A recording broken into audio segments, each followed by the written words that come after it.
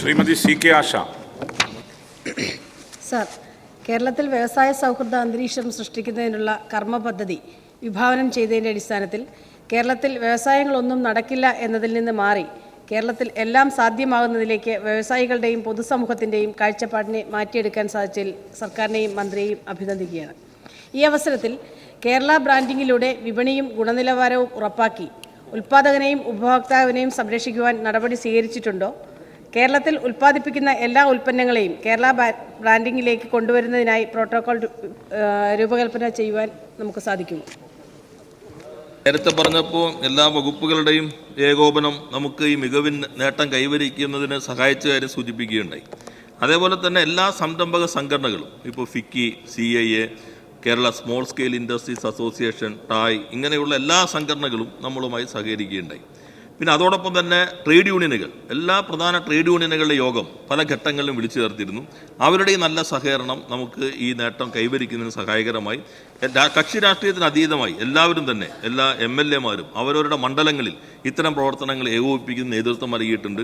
അപ്പോൾ ഇത് ഗവൺമെൻറ്റിൻ്റെ ഒരു നേട്ടം അല്ലെങ്കിൽ വകുപ്പിൻ്റെ ഒരു നേട്ടം എന്ന രീതിയിലല്ല ഞങ്ങൾ അവതരിപ്പിക്കാൻ ആഗ്രഹിക്കുന്നത്.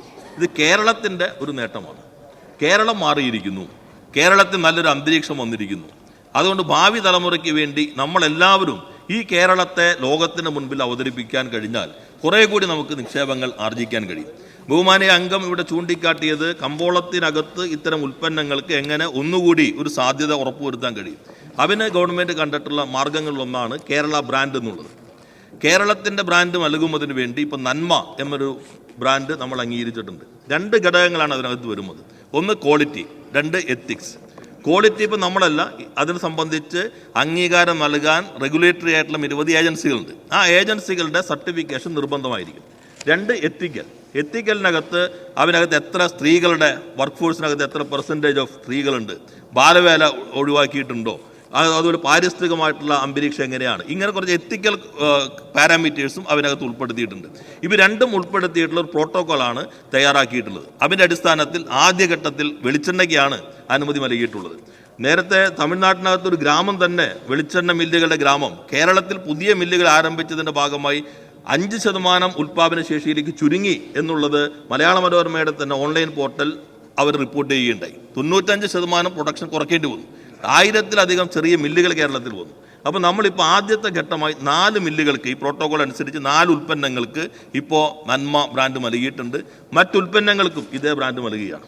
രണ്ടാമത്തത്, ഈ ചെറിയ ചെറിയ സംരംഭങ്ങൾ തുടങ്ങുമ്പോൾ അവർക്ക് കമ്പോളം ഉറപ്പുവരുത്താൻ ബഹുമാനായ പൊതുവിതരണ വകുപ്പ് മന്ത്രിയുമായി സംസാരിച്ച് അതിൻ്റെ ഭാഗമായി അവരും ഞങ്ങളും ഒരു MOU ഒപ്പുവെച്ചു. ആ MOUവിൻ്റെ അടിസ്ഥാനപ്പെടുത്തി റേഷൻ കടകളോട് ചേർന്ന ഷോപ്പ് ഉണ്ട്. ആ ഷോപ്പിൽ അവിടുത്തെ പ്രാദേശികമായ ചെറിയ സ്ഥാപനങ്ങൾ, ഉൽപ്പന്നങ്ങൾ അവിടെ വിൽക്കാൻ കഴിയും.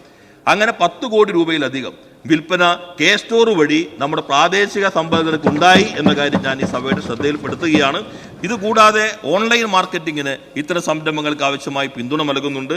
അപ്പോൾ സ്ഥാപനം ആരംഭിച്ചാൽ അത് നടത്തിക്കൊണ്ടു പോകുന്നതിനും വളരുന്നതിനും ആവശ്യമായ സഹായം കൂടി ഗവൺമെൻറ് ഉറപ്പുവരുത്താൻ ശ്രമിക്കുന്നുണ്ട്.